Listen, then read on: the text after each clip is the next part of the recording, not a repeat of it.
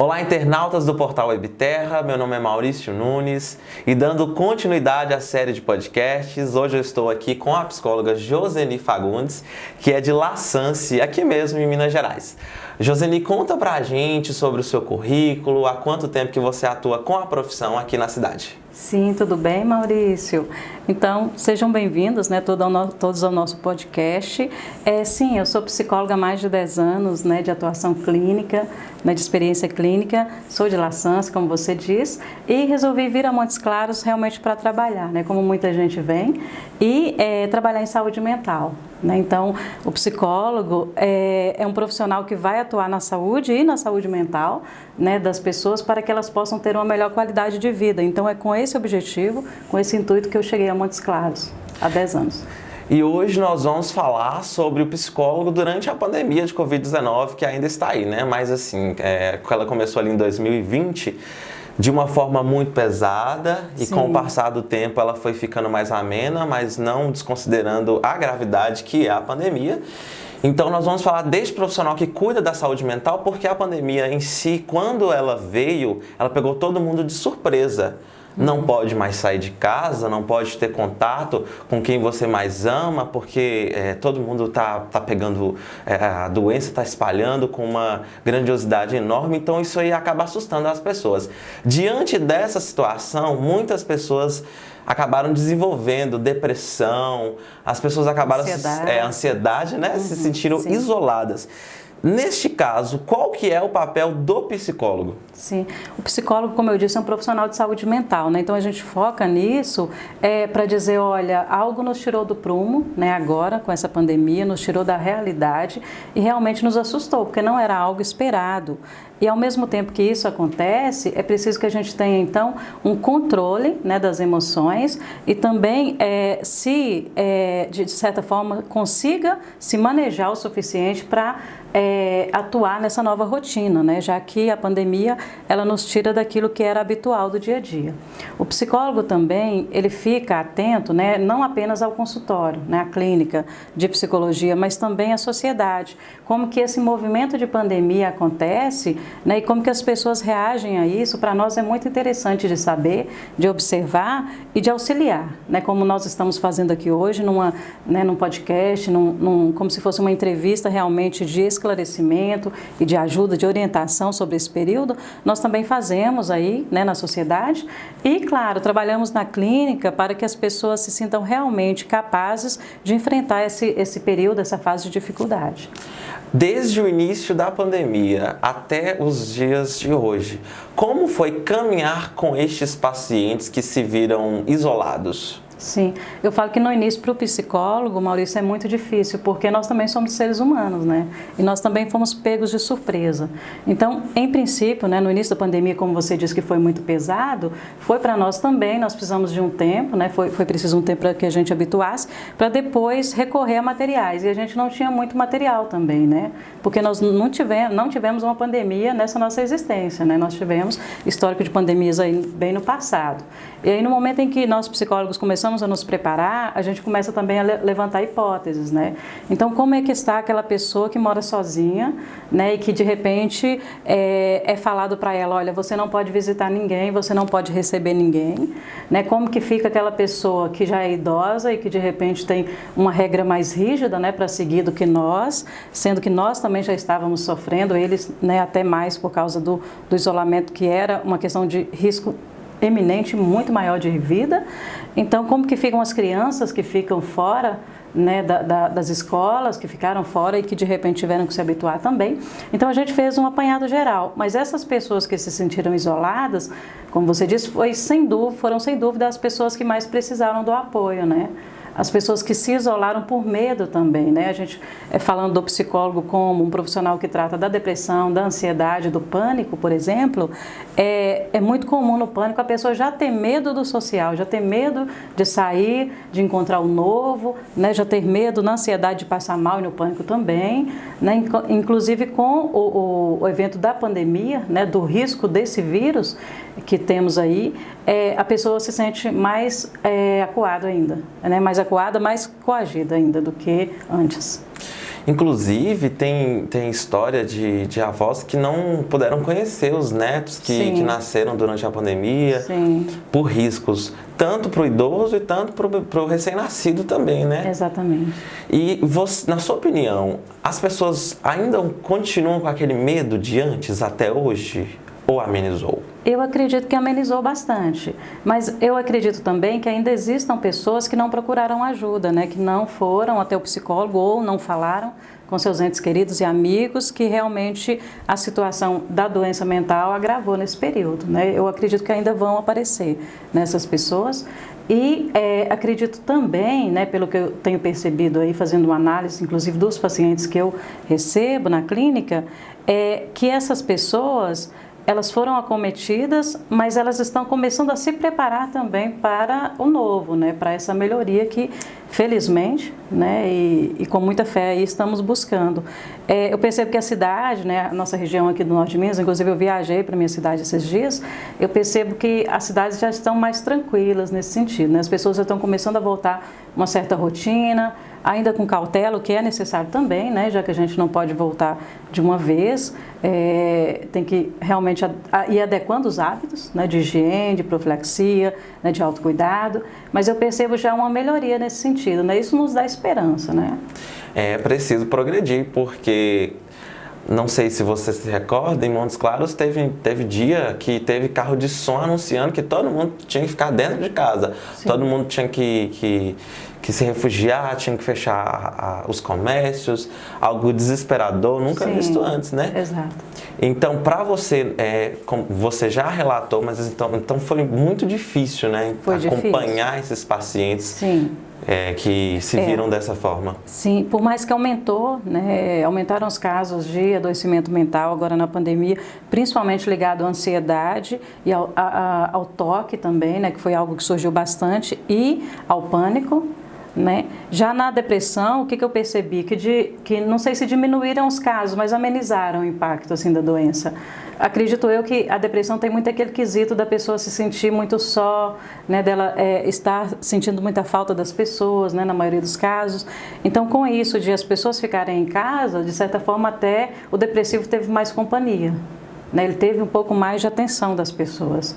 Né? Não que esse seja o único critério para a depressão, lógico que não. A depressão é uma doença que envolve vários critérios, né? Mas assim, nesse quesito de afetividade, eu achei que auxiliou.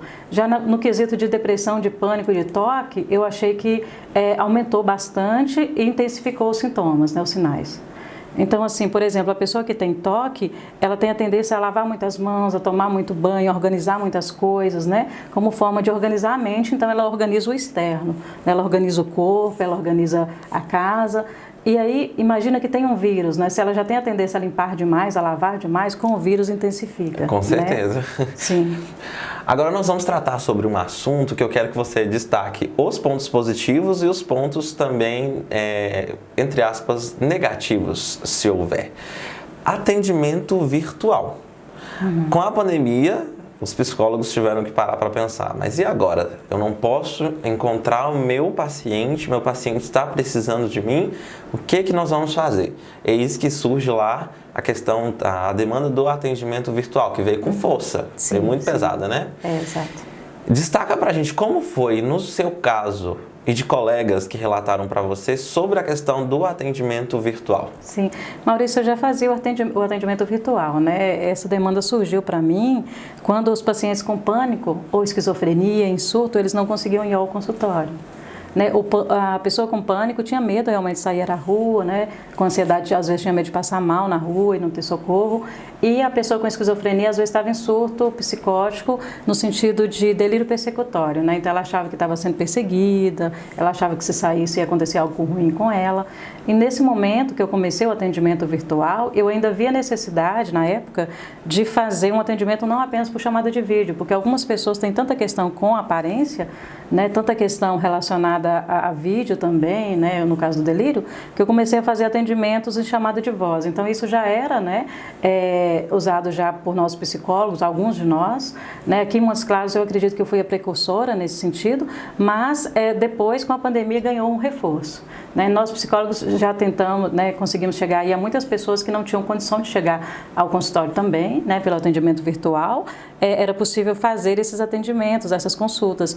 E aí, com a pandemia, ficou uma questão não apenas de atender quem mora fora, né, quem está na zona rural, quem está em uma viagem, quem tem uma doença, como eu disse, né, um transtorno que não era possível chegar ao atendimento, mas também pessoas que estavam aqui pertinho da gente, mas que sabiam que não poderiam sair de casa, né, por causa do vírus. Né, e principalmente as pessoas que estavam no grupo de risco, né, que são os idosos, as gestantes, né, pessoas hipertensas, diabéticas, né, e muitas outras pessoas, né, as pessoas imunossuprimidas, né.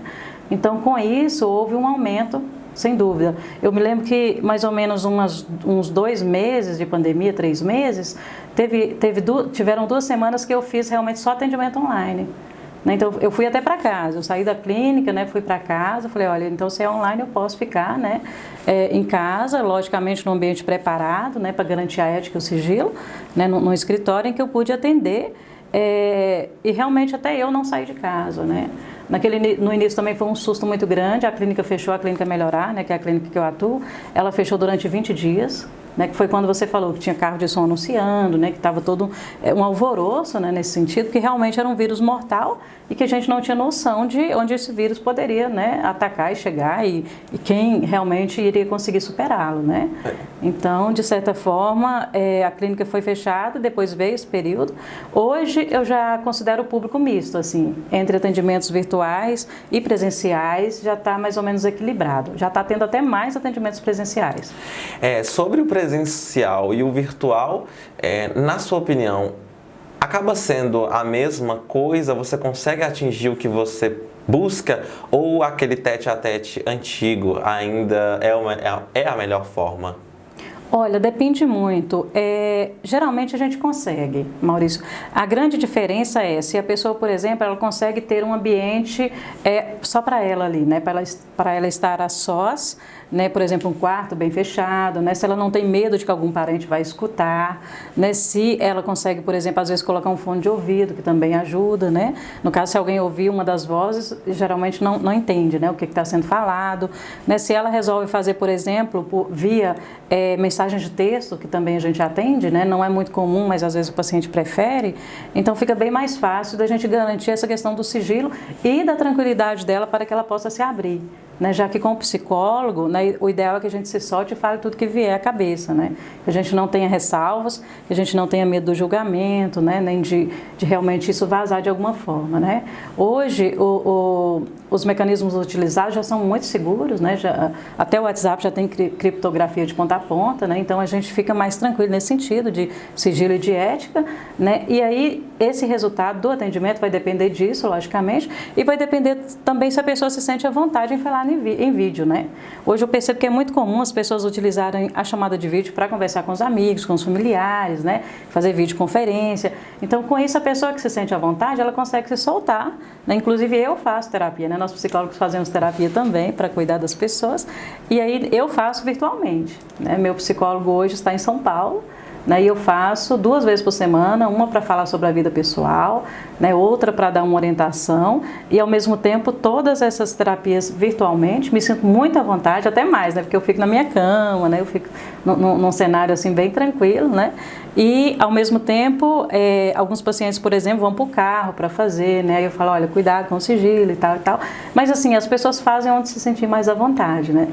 E assim, o Conselho de Psicologia nos orienta bastante sobre isso, né? Então assim, está tudo muito bem esclarecido, muito bem fundamentado para que a gente possa fazer esses atendimentos, tá bom? Muito bacana, eu ia tocar nesse assunto justamente porque você ajuda as pessoas. E quem te ajuda? É isso que eu ia falar. Como você enfrentou a pandemia? Sim, tem o meu terapeuta, né? Ele chama Rodrigo, né? E a gente falou bastante sobre isso no início, até porque os meus pais hoje já estão idosos, né? Já estão com mais de 60. Eu tenho uma sobrinha que minha irmã gerou durante a pandemia, né? Então nasceu um bebê na família também, né? Minha filha teve Covid, né? Então, de certa forma, foi um período bem difícil, assim, né? A minha filha já não mora comigo, então eu não pude visitá-la. Então, realmente são questões aí que mostram que o psicólogo é um ser humano, né? E que ele precisa passar por esse acompanhamento até para dar conta, né? Porque se a base não está boa, se a nossa vida não está tranquila, como cuidar do outro, né? Fica difícil. Exatamente. Você chegou a ter Covid ou não? Não, eu não tive. Eu tive muita reação da primeira dose da vacina, mas considero que são reações necessárias, né? Porque realmente o Covid é pior do que a vacina, Com né? certeza. Deixo isso bem claro, que a vacina é muito necessária, né? E aí eu tomei AstraZeneca na época e tive bastante reação, fiquei 3 dias sem trabalhar, mas enfim, depois fiquei muito, né, forte como uma rocha. Porque graças também à vacina, hoje a gente consegue tá tendo essa retomada, né? Sim, exatamente. Vendo as coisas voltando ao novo normal. E sobrevivemos, né, Maurício? Graças a Deus. Amém. Sobrevivemos. E qual que é o recado e o conselho que você deixa para aquelas pessoas que ainda enfrentam um certo receio, tem esse medo ainda da pandemia, aquelas pessoas que não, porque tem gente que ainda não acredita que as coisas estão melhorando ou que vão chegar a um ponto que a gente não vai precisar mais conviver com o vírus. Sim, antes, né, de te responder essa pergunta, eu costumo dizer, né, e a psicologia já deixa isso bem claro nos livros, né, o Freud, o Lacan e outros autores da psicologia, eles citam que existem diversas características humanas, né, inclusive mentais, né, e diversas estruturas mentais que vão dizer de neuroses, de psicoses, né, vão dizer de pessoas diferentes, né, com personalidades diferentes e que cada um encara de um jeito, né, uma determinada situação. Então, o que para nós, às vezes, por exemplo, né, a gente pode ver, é um exemplo assim, né, um pouco tenso, mas assim, quando a gente fica sabendo que um parente ou um amigo faleceu, algumas pessoas, elas fazem o seguinte, elas choram e tem um impacto muito grande no primeiro momento, né? Assustam, outras já negam o fato, né? Falam, não, fulano não faleceu, eu não acredito enquanto eu não ver, né? Eu tenho que ver, eu tenho que saber realmente o que aconteceu, e outras pessoas já nem choram, ficam tranquilas, né? Cuidam ali de todo mundo no velório, né? E depois de uma semana vai cair a ficha, né? Então, com a pandemia também acontece mais ou menos parecido, né? Só para a gente fazer uma comparação, que algumas pessoas ficaram em fase de negação, algumas pessoas ainda estão em fase de negação, talvez a gente possa entender, Maurício, até como uma dificuldade da pessoa de encarar a realidade, né? Porque é difícil, então elas negam. Muito difícil. Né? É muito difícil. O medo também faz, né, cair numa fase de negação. Algumas pessoas já se prepararam tanto que nem precisava, né? Não sei se você lembra, mas as pessoas iam ao supermercado, compravam muita comida, muito papel higiênico, né? Seria, né, cômico se não fosse triste, né? Compraram muito papel higiênico, muita comida, numa preparação até exagerada, né, para um evento desse do Covid, né, da pandemia. E outras pessoas já encararam com mais naturalidade e ao mesmo tempo não deixaram de se cuidar, né? Outras pessoas criaram uma resistência tão grande que chegava a haver, né, aconteciam brigas, né, problemas na família, né, proibiam os parentes de sair, né, outros negavam que existia doença, que era coisa do governo, né, alguns falaram, isso aí é, né, política, né, tudo política, então cada um encarou de uma maneira. Né? Muitas famílias também me procuraram até para dar conta desses familiares que estavam em negação. Sim. Né? Então, assim, me ajuda lá, porque está difícil. Né? E outras pessoas me procuraram também por causa do exagero. Né? Então, assim, pais que não deixavam os filhos sair para lugar nenhum, sendo que são jovens, né? Claro, tem o risco de vida, mas assim, também tinha o autocuidado, tem o autocuidado, né? Tem a máscara, tem o álcool, tem, né, o distanciamento. Eu acredito sempre mais na orientação do que na proibição. Eu acho que o que a gente aperta, né, que nem areia, né, nos dedos, a gente aperta e costuma escorrer, né? Exatamente. Então, a orientação, a preparação das pessoas é o ideal de acontecer. E agora, nesse período, é uma readaptação, né? É como se viesse uma tempestade, derrubasse tudo, né? A gente pode fazer essa metáfora e, de repente, a gente tem que fazer uma avaliação e falar assim, olha, o que sobrou, o que temos, né? E o que dá para fazer com isso aqui, né? Vamos reconstruir. Então, nessa reconstrução, a gente tem que realmente voltar a ser sociedade, mas um voltar também que ainda envolve os autocuidados, né? Certinho. Agradeço, viu, pela sua disponibilidade, por essa entrevista maravilhosa aqui no nosso podcast, pela colaboração de um tema com uma relevância enorme, né, para todo mundo, que é o autocuidado, que é o cuidado com a saúde mental, e também deixar um recado para aquelas pessoas que se sentirem Ou seja, com a necessidade de procurar um profissional para não ficar em casa, né? Receoso, para procurar esse profissional que é de extrema importância também para a gente poder dar continuidade aí na vida, porque as coisas não pararam. Exatamente, Maurício, eu que agradeço, né? Então é isso mesmo, né? As pessoas podem procurar ajuda, eu estou à disposição, né? Sou psicóloga clínica da Clínica de Saúde Melhorar de Montes Claros e também atendo online, né? Como a gente falou. E eu sempre digo, não é fácil para ninguém, né? Encarar as mudanças, as dificuldades, e a gente precisa, inclusive, ter uma humildade para pedir ajuda, né? Porque assim, a gente vai achando que vai dando conta das coisas e a situação só vai complicando, né?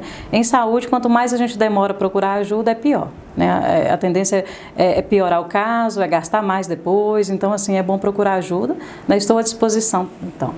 Muito obrigada.